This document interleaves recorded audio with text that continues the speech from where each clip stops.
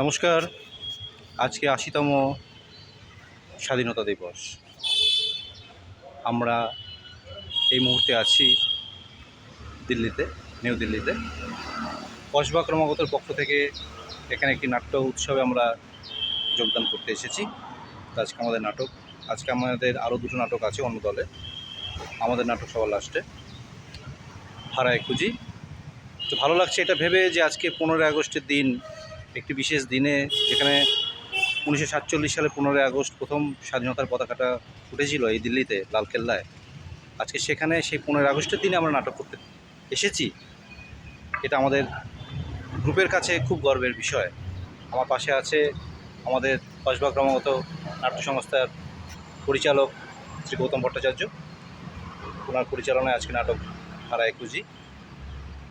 তো আমরা আছি দিল্লির চিত্তরঞ্জন পার্কে, বঙ্গীয় সমাজ অডিটোরিয়াম।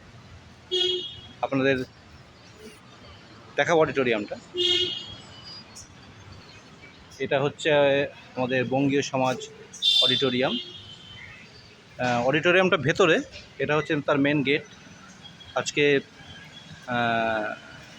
স্বাধীনতা দিবসের পতাকা উত্তোলন হয়েছে, সকালবেলায় অনেক প্রোগ্রাম হয়েছে। তো আমরা যখন এসে পৌঁছালাম এই বঙ্গীয় সমাজ অডিটোরিয়ামে, তখনই এখানে স্বাধীনতার উৎসব হচ্ছিল, ফ্ল্যাগ হোস্টিং হচ্ছিল।